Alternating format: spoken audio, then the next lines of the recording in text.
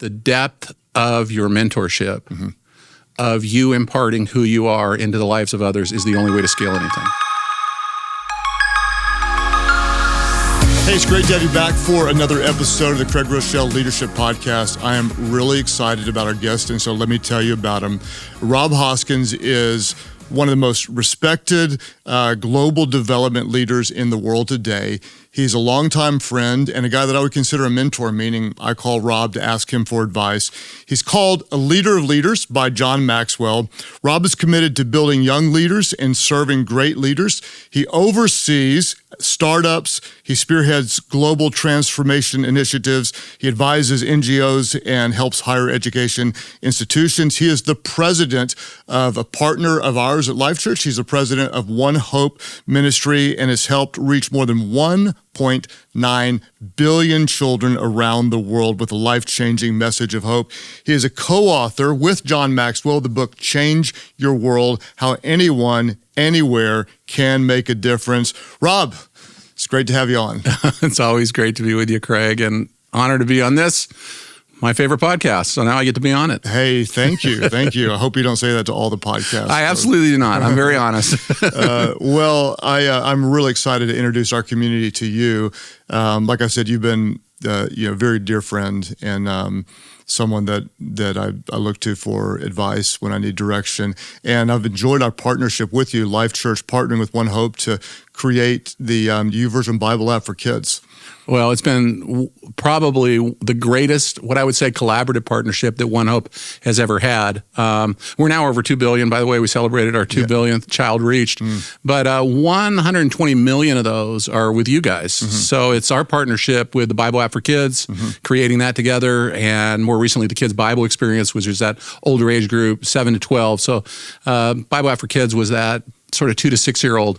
And so, we've reached 120 million kids together. I think that's pretty exciting. That are engaging with the scripture, and us being able to measure how they're engaging with it is just what's happened with digital, right? I mean, we've reached millions of kids through print, through books, still powerful. I mean, we'll print 89 million books this year. So it's still an incredible, powerful medium. But I think just these new superpowers of the digital, and man, Bobby Grunwald has mentored me in that area. He's on our board. And so I like the way Bobby says it, like One Hope and Life.Church and YouVersion got married and they had a baby called Bible App for Kids. So like we're married and we can never get a divorce, whether we like it or not. So it's pretty powerful. Maybe we need to have another kid because that first one was pretty special. Well, we did. We had Kids Bible Experience, which is the second kid. So, and we're talking about the third and fourth. So I think we're going to have a big family. Well, just to highlight that for a moment, partnerships can be a really strategic way to further anyone's mission.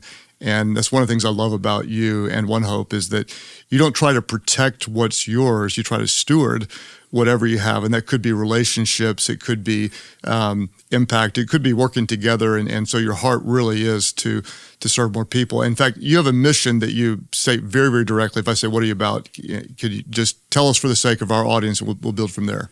So my personal mission statement. Mission statement. Yeah, it's to really build young leaders and serve great leaders. Okay, so slow it down just a minute. So to build young leaders, which One Hope is all about. Absolutely. Is the mission statement of One Hope is? It's God's word to every child is our simple mission. God's word to every child. It's to affect destiny by providing God's word to every child and the young person. So that's where YouVersion and One Hope are just tied at the hip because it's the vision of scripture engagement that's so powerful to both of us. But my dad actually founded the ministry and he had this vision from the Lord. He saw what was happening with next generations around the world. He said, when he saw it, it broke his heart, Craig. It just, and this was 35 years ago. And from that vision, he said he saw things that we didn't even understand at the time. He said, I was in seminary, and he said, I'm watching kids watching pornography on the palm of their hand. Like this was before there were cell phones. So, and he said, Lord, what am I seeing and what can I do? The Lord said, the only thing that will overcome these lies is truth. My word is truth. Take my word and give it to every child in the world. So that was God's word, every child. And then he shared that with me, and we started praying about it together. And almost immediately it was followed by, how can we do that? How can we reach every child in the world? And the Lord said, you'll do it through leaders. So that's why for the last 35 years, it has been through leaders that we've been able to reach 2 billion children. It's my relationship with you, my relationship with Bobby, that allows us to reach 120 million through digital. So it's the vehicle of leadership that allows me to fulfill the deep passion and vision of our family's heart. So in some sense, we're more B2B than B2C as an organization.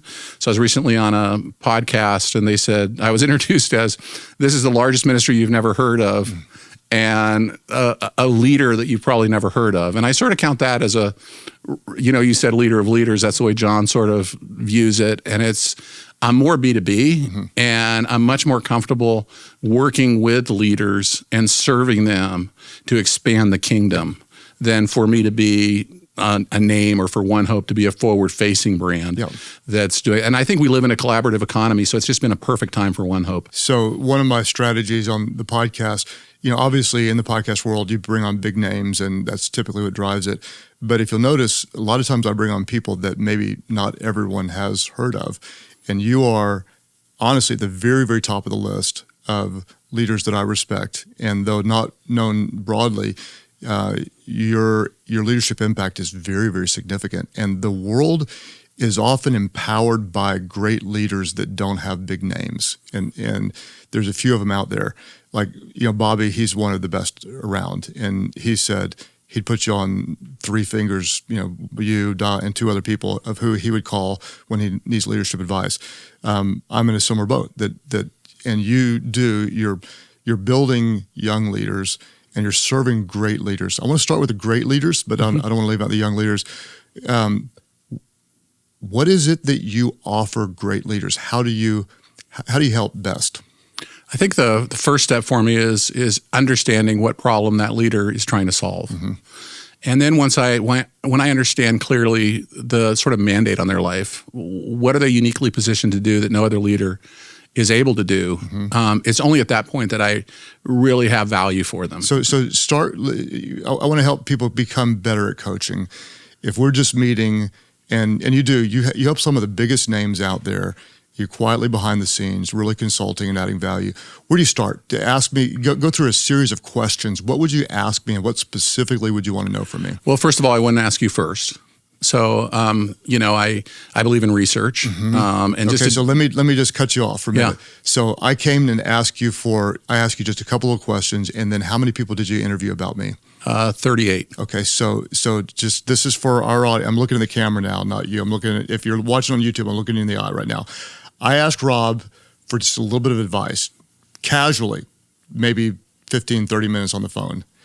Before we talked, he went and interviewed 38 different people who knew me about me so he could know how to help me. This is the level I'm talking about helping. Okay, so that's very unique. Yeah. And so my first question is, what are you going to ask me? And your answer is, you're not going to ask me, you're going to go ask others. So tell me about that. Right. Most leaders, if they need help, there's some gap. So none of us are completely self-aware. So we can't see ourselves clearly enough, right? So I think just that discipline of getting a full rounded view of a leader that just his own awareness of who he thinks he is, but how is he actually viewed? How do the people that love him the most feel about him? So Bobby Grunwald was one of my interviews for you, right? And just building trust with him to be able to know that, hey, this is a safe place for me to help my friend Craig was massive and huge for me, right? Probably a handful of people that know you as well as Bobby does, trust you, work with you, know your habits, know your behaviors behind the scenes. I even asked them, like, what annoys you about what annoys you about Craig? I mean, what is it that I know he's one of the phenomenal leader. You love him with all your heart. You die for him. Bobby would literally take a bullet for you, but he can probably pretty quickly tell me, well, here's what I see. And so it's really getting that deep dive on. I really can't help someone if we're not working off of the same sort of truth sheet.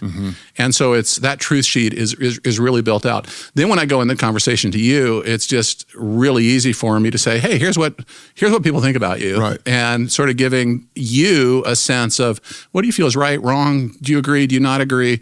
And then it's almost like I don't need to interview you. Like you're almost interviewing yourself at that point. Well, it's fascinating because you could ask me questions and I could tell you only my perspective, but my perspective isn't the other side of me. And so and what we did, you ended up giving me, I think it was about an hour and 5 minutes. I think you had an hour on that phone call is what you had scheduled. And you took like 5 minutes more. And it was the most valuable single hour of my life. Oh my. And the notes that I took. And so what you did is you came and you gave me, you had a well-rounded perspective of strengths and weaknesses, potential and vulnerabilities, everything in between. And then when we talked, you were discussing with tremendous context. So to wrap back on what you said, if you're going to help someone, before you ask the person, you're going to do some thorough research on the person. And for me, you had a very detailed, typed out summary of what you had discovered. Which I recorded our call, and then I went through it as a draft. And yes. And so there, you recorded the call, went through it as a draft, sent me a summary, and that's no one's ever done that before. No one has ever interviewed, probably not 3 or 4 people, much less 38, and then came. And I was really clear about, I'm always really clear about like what kind of people do I want to interview. Mm-hmm. I want to interview people that you know really, really well, that you're in deep relationship with. I want to interview different demographics. So I wanted to get sort of people that are older than you and their perspective of you, people that are sort of at your peer level, and I want to get younger leaders and their view of you. So you want to get this deep. I'm men and women. I wanted to get sort of so I'm a researcher, so it's very much like I wanted a strong representative sampling of the audiences that Craig Groeschel needs to serve. Mm-hmm. And that really gives you a much fuller picture. But then I sort of go back and so I have it's actually, my dad taught it to me, but then I found out later and he didn't even know about it. There's like something in Japan called the ikigai, and it's how do you find your purpose? Mm-hmm. And that paradigm, almost the same language as my dad used with me growing up, and that would be a filter that I take every leader through that I'm working with. Mm-hmm. And it's, what are you great at? What do you love to do? Where is the world's great need? And how do you create scale and sustainability? Mm-hmm. So that's sort of the prism, those 4 things working together. So what are you great at? What do you love? What does the world need? And how can you scale and create sustainability? Yeah. Mm-hmm. So it's through that conceptual framework that I began to work with a leader to really make them the best leader they can be. Mm-hmm. Okay, so let's say we're starting into it and you're asking some questions. And so now you've got an understanding of what other people say about a leader. You're starting to understand their gifts, their passion, their talent. You start to see, okay, based on what you have, here's what we see in the world. At that point, you want to talk about scale and sustainability. That's where many people don't. That's where they drop off in the conversation. Yep. Talk to me about scale and sustainability. What does that mean? It means different things to different types of leaders. Mm-hmm. I mean, I don't really think it really depends on the other questions, like what problem are you trying to solve? Scalability looks very different for different types of questions that you're trying to answer. So it's really hard for me to sort of give a simple answer on how do you create scale, but I can tell you one thing.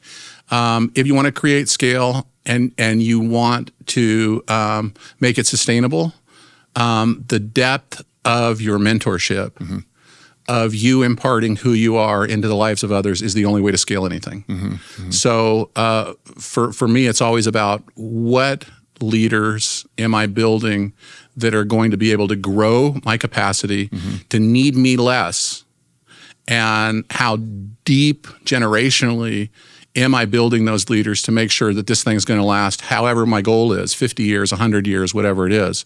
So we're playing the long game here, but all sustainability and all scale, to me, at the end of the day, is built by, and this is a biblical principle, like the harvest is ripe. What does Jesus say? The laborers are few. Right. Like normally the problem in the market is not that something doesn't have the capacity to grow, but the shortage is always people. So the sustainability and of course, people includes resourcing. So you need different types of people, but it's all about people growing. Right. So think about One Hope. Like when I think about what kind of people do I need to meet the need of God's word every child, that's a big vision. Right? Yes, it is. A lot of kids. We're in every nation of the world. Like we need all kinds of people. I need generosity partners and donors that are going to participate in funding this. So I need generosity people. I need to scale how many of those I need in order to accomplish my vision and mission. I need distribution partners. So I need to find, so my Rolodex is filled with the leaders of the largest church networks, church movements around. The more relationships I can get, you'll reach every child and young person in the world, and you'll do it through leaders. So the scale of my relationships are going to expand. Then I need program leaders. So when I wanted to do digital, it's a great example because it's part of your story. It's Bobby's story. So I saw very early on that, we started as publishers, our family. We were printers. We were Bible publishers. We knew how to do print really, really well. But I quickly saw that with the digital age, like we had to move from print to multimedia. And we moved into films and we moved into everything else. So with digital, I quickly identified like I had to have YouVersion. Like it's the largest digital platform in the church in the world. No one's even close to that. So I started building a relationship with Bobby for 3 years. I knew if I could get Bobby, I could get sustainability. So I worked on that relationship. You'll do it through leaders. I worked on that relationship. And I continually work on how can I bring him value?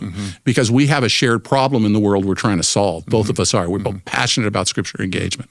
And lo and behold, as Bobby's kids started getting a little older, because they were really young when they started, he said, hey, what about that kids thing you were talking about? Until it got personal for him, like it wasn't. I said, so true. I'm ready to roll. But I remember 3 years before that in my journal, I had a note. It's still written there. My team sees it. And in my journal, it was a Bible app for kids, ? 3 years before YouVersion and Bobby say, let's go build Bible app for kids together. It's all about people and building those leaders and those relationships. So there's a lot there. One is, sometimes a vision takes time. You were both strategic and patient, and you didn't do it on your own. You looked for the right partners, and then you said, how can I add value to you? With Bobby? And most important, hear me, for sustainability, it's all about values. Even before mission and vision, it's all about values. So I'm going to jump on my second page of notes here. There's a quote in the book that you wrote with John. You said, if we want to change the world, we can't just climb the ladder of success. We need to climb the ladder of good values. 100%. I love that quote. I'd like to play off of that, and I'm asking an unusual question I've never asked anybody before. You do work with some of the most well-known, strongest, successful leaders out there. Normally, I would say, Rob, what are the qualities you see in them that are most important, most admirable? But I think I want to ask you the opposite, because in celebrating 20 years at One Hope, that's a long time in some place. I've been at One Hope for 34 years. I've been CEO for 20 years. 20 years as CEO and been there for 34. That's amazing. That's rare. And that is... And by the way, I want to be there until I die. So that will be 75 more years? Whatever. Yeah. Who knows? My dad's 88 and still going strong and still part of the vision and mission. And so sustainability really matters. In the best leaders that you work with, what are the greatest areas of vulnerability? Oof. Wow. You're asking hard questions. Yeah. Ego. I think it's the biggest killer. It really is. And why? I just think that it makes them less self-aware. Like the bigger their ego gets, the less self-aware they become. It's almost a formula. And so I think it's why I think Jesus talks so much about humility. And I think it's just such a dangerous trap. Like the more successful we become as leaders, the greater the temptation for our ego to grow. And I would say the blinder you become, the more that temptation and the less people that can speak into your life to make sure that you are self-aware and that you stay humble is very, very hard as your leadership and your influence begins to grow. So I'm going to ask another direct question. I'll just say, here's what happens. With success does come the temptation for a growing ego, for pride. And then typically people start telling you more what you want to hear. And the trajectory toward it. By the way, I get a lot of people that want me to help them. Yes. If I sniff ego, I'm out. Okay. Not going to waste my time. Yes. And so the trajectory, though, is toward ego. The without fighting against it, you're going to end up with fewer people telling you the truth. So give me some advice. Let's say I'm younger in leadership and I've got a real positive trajectory. How do I intentionally fight against the current that leads toward ego and pride? Yeah, because pride comes before a fall. Jesus knows that. It's a principle throughout all of history. How do we avoid it? The way we avoid it is not to become autonomous selves. And this is the spirit of the age. So we are the children of enlightenment, which basically means, historically, if you track it, it really goes back before the Enlightenment. It goes back to the Garden of Eden, when Satan offers humanity, you can know the difference between good and evil. And they buy that lie. And we can see that destructive thread throughout all of history, all of humanity, and every individual heart. So that spirit of, I can do this myself, and this is a very American principle, by the way. Like, I know this is a global podcast, but I mean, we've owned it, and we've ridden that wave really, really well. So we are very autonomous individuals. We believe in expressive individualism as the power of the individual. And so because that's been driven, that's the philosophy of Disney, by the way. You know, I mean, it's Elsa in, the Frozen. It's like, you can overcome anything. You can do anything. And there's this sense of personal autonomy that drives us. That's our philosophical part of who we are. So the only way that you can, particularly for young leaders, if they buy into that lie of autonomy that destroys us and creates pride in our life, the Bible's really clear about what overcomes that. So this is the loneliest generation in the history of humanity, by the way. Gen Z is. I mean, it's research greatest, and the reason is because of the spirit of autonomy in their life. They are the loneliest generation in the history of humanity because they've been told you can do it yourself. You can. It's all about you, and instead, the opposite of autonomy. So they say they're dying for community. Like, I want community, but I don't want accountability. Guess what? There's no community without accountability. There's no relationship without accountability. So it's actually putting layers of accountability in your life. So when I say, the number one thing I do is I go out and interview other people because we're not self-aware. If you want to be a great leader, if you're a young leader that wants to grow and you want to be sustained, you better put layers of accountability in your life. And can you put a little skin on that for me? Like, I can get real practical with it. Yes, please. I can get real practical with it. So I have multiple layers of accountability in my life. Okay, I have accountabilities in my marriage. I have a group of 6 men that I would die for, and they would die for me. You know some of them. Those guys can read my mail to me anytime they want to, and they're welcomed on a regular basis to do it. Most of them, I have a monthly call with them, and I want them to tell me, what did I do wrong? What did I say wrong? It happened to me this week. I said something in one of my speeches, and they came up to me and they said, you know, what you said was deeply hurtful. And I was like, what? I didn't even see it, Craig. And when they told me, honestly, I just began to weep. I was broken. I said, oh, you're so right. I didn't see it. So there's that personal accountability. But I also build it into my governance. Like, if you want an organization that you're building to grow, I love your governance here at Life.Church, by the way. And I get called in after the thing blows up, and it's at universities, at businesses, and it almost always goes back to governance. It's a governance issue. And that's because it's accountability. Because the bigger you get, the less accountability you want in your life, because you don't think you need it anymore. Like, I want to make my own decisions. I want to be autonomous. I want to control I want to make this much money. I want to get this much success. And for me, it's every time, my team knows this, they'll keep repeating it to you, every time my influence grows, every time my opportunities for wealth grow, I put deeper levels of accountability in my life. So I have a presidential care committee, which is appointed by my board. And by the way, there are layers of accountability that are above me. So I have board members on there. There are peers on there that are part of my leadership team, a senior vice president that I work with, who's been like an uncle to me. He's an advisor to me. I have people that work for me. So my chief of staff sits on there, and my secretary who runs my calendar sits on there, and my wife sits on there. And we meet monthly.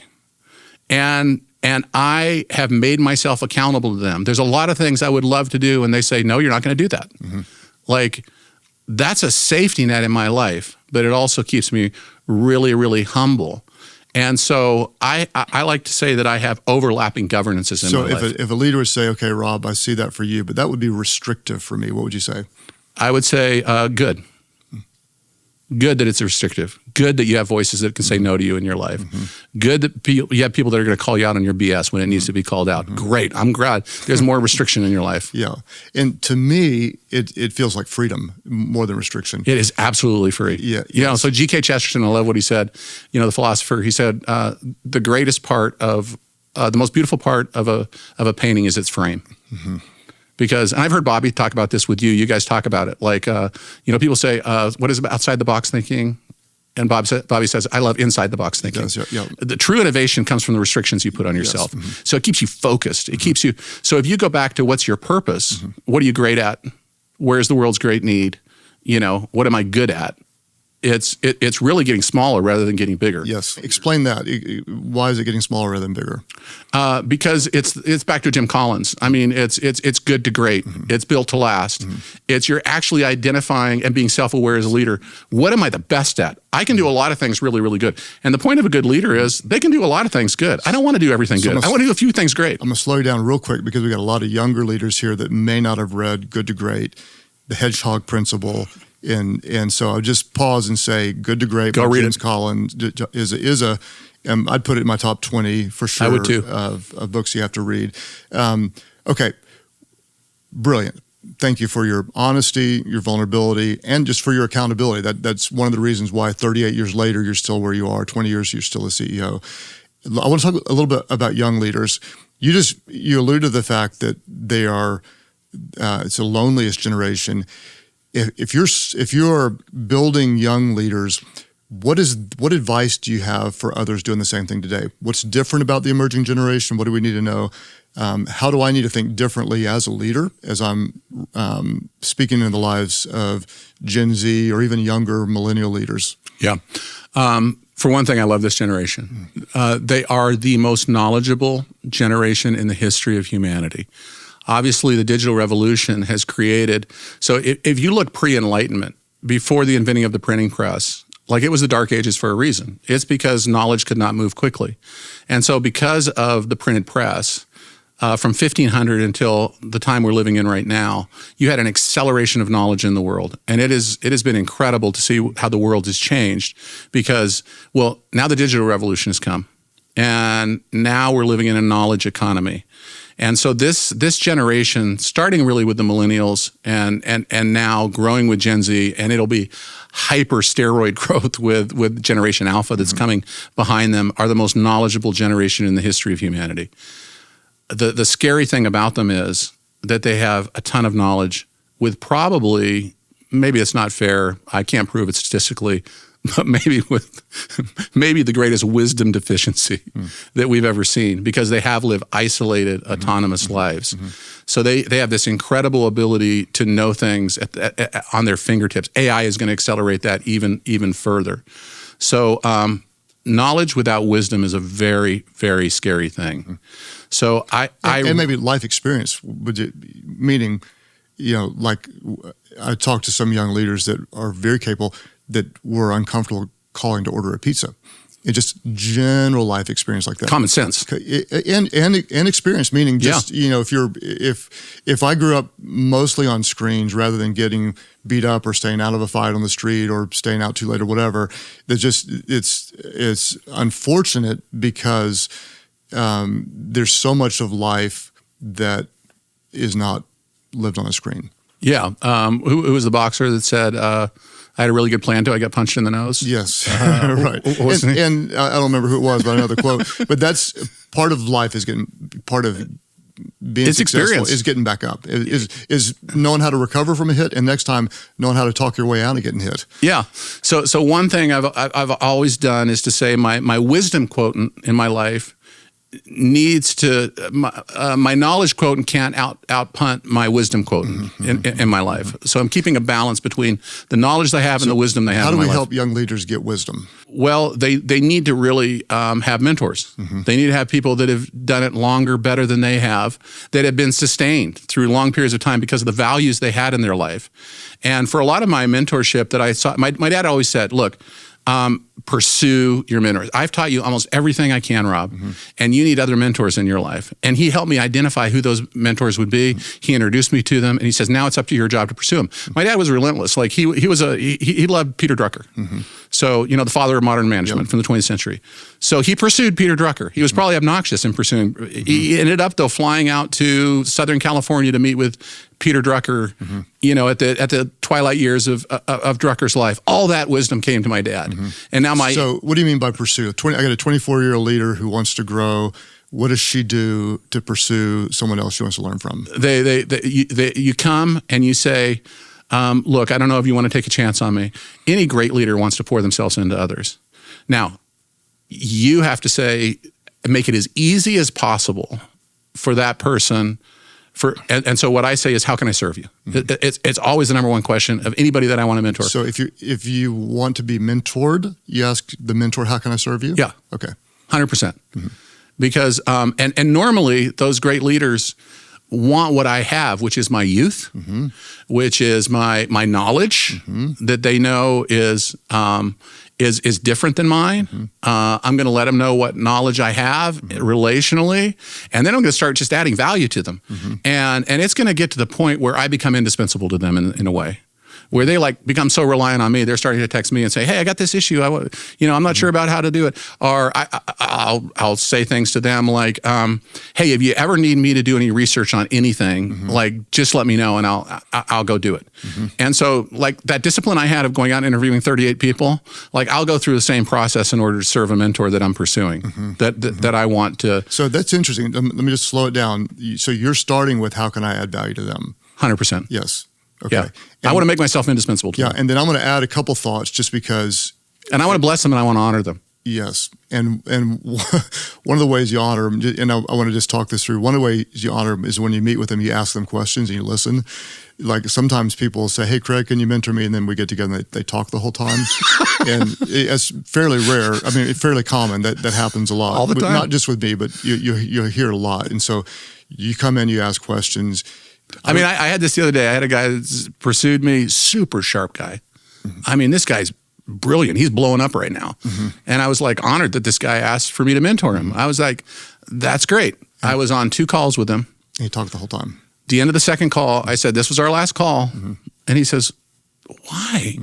I said, "You haven't asked me one question. I've got nothing to give you." Now, of course I have something to give him. Yeah. But he doesn't care. You know what he wanted from me? He wanted affirmation because he's an insecure person.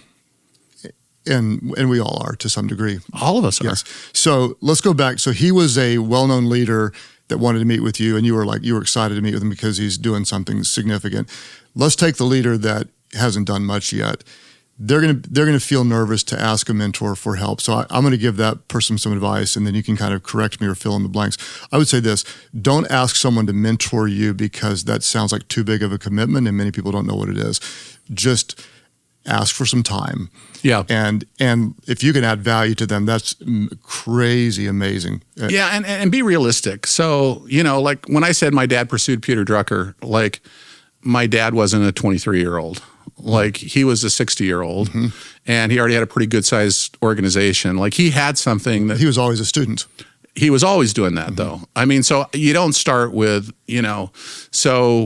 start with sort of a realistic expectation of someone that's ahead of you, someone that's older with you, that's in a stage of life, that they're a few steps ahead of you. They're not like 50 steps ahead of you.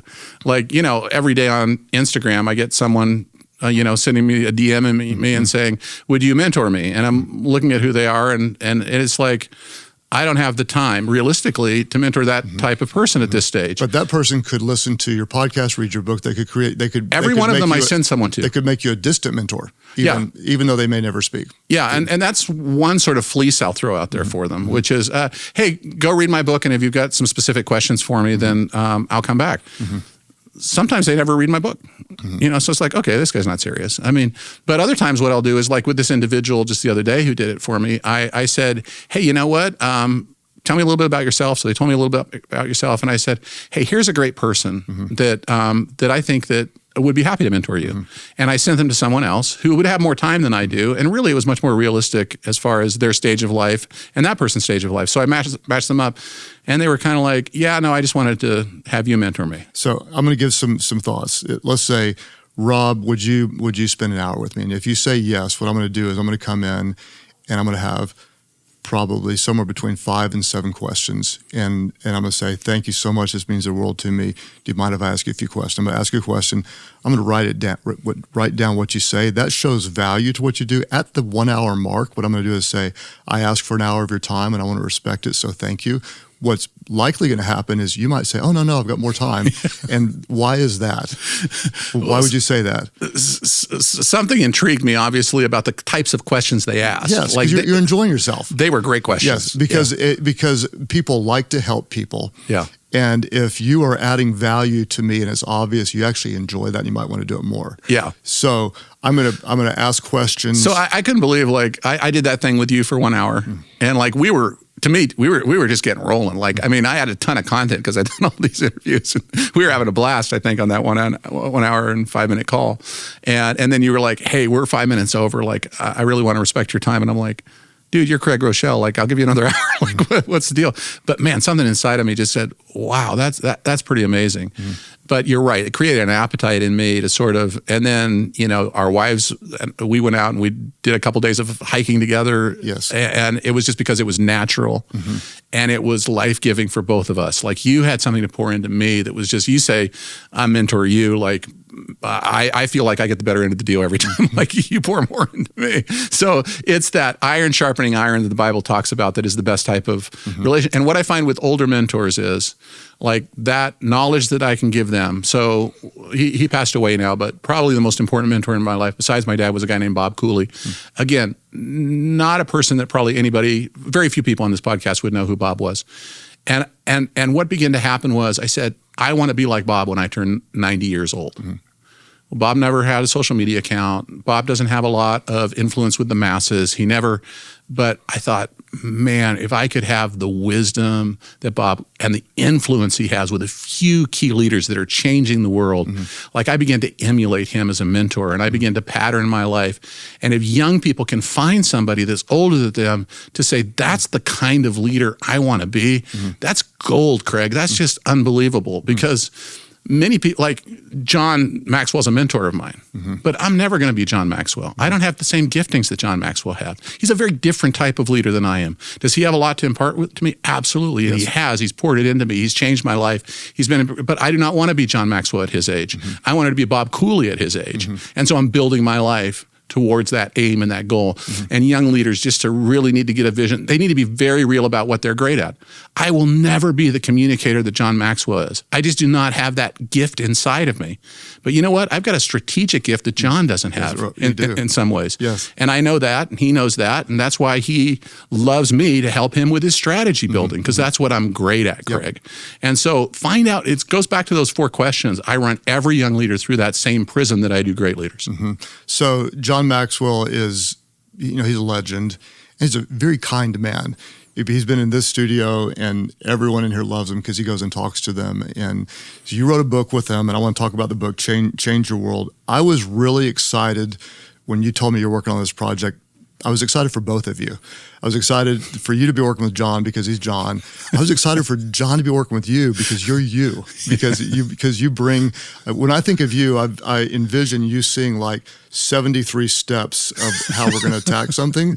And John's not like that. It was funny writing the book. We talked about it on one of his podcasts, but it was very like John would keep saying to me, "You got to dumb it down. You got to dumb it down. Like put the cookies on the bottom shelf." Right. And I remember saying, "John, I don't think I can dumb it down." So I was going to ask you that. Like, what did you learn from John? And you even told me that in the writing process is you got to dumb it down. Yeah, if I wrote Change the World, we probably would have sold 5,000 copies. Of course, with John, we sold 500,000. So it's like he knows how to popularize stuff in a way that I never could. But so you did learn that from him because you're intellectual, you're scholarly.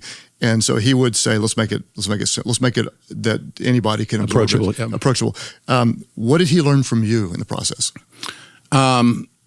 Well, he'll tell you that, and this is where I get asked a lot in, like, how are we going to transition my organization? Like, I think he saw in me. Like he approached me, he's actually very, he's an incredible reader. The guy just absorbs, he's a reader like crazy. So he actually read one of my doctoral dissertations. Like, I mean, that's really hefty reading, and it's a research project, and it's written for like. I can promise you I'll never read one of your doctoral dissertations. Yeah, there's only about 5 people that have, and John Maxwell is one of them. And so, but he said, and we were sitting on a boat together, and I was in a mentor. He was mentoring me in that session, and he asked me. He said, "Would you write a book with me?" And when John Maxwell asks you if you want to write a book with him, I say it took 2 seconds, and he said, "Yeah, it took you too long." I almost pulled my offer back. The answer is always yes. So it was really fascinating. What he wanted from me out of my dissertation was, what is the science of transformation, which is what I'm sort of proposing in there. Like, what do you actually have to do? Everybody talks about transformation. How do you do transformation? How do you measure transformation? That's sort of what he wanted out of me, right? That was a knowledge that I had that he didn't have. But man, the greatest thing that I learned in my time with John Maxwell is what kind of leader I wasn't. Because he's the quintessential leader, and who doesn't want to be John Maxwell, right? That level of influence, that number of followers, that number of, financial impact that you can have, of course. And it was just like, even though it was later in my life, Craig, like I sort of thought, well, maybe I could, maybe that is. And what came out of my time with John and our mentorship as we were writing the book is it really helped me even lean in closer and become more self-aware, Craig, of what my gifts were and what I would never be. So I'm not going to pursue those things. I'm not going to waste my time pursuing something. And what came out of it was really 3 archetypes of leadership that I use now in building young leaders and serving great leaders. So I have these 3 archetypes of leadership. And what I do is I categorize John Maxwell as a catalytic leader. So he's a catalytic leader, okay?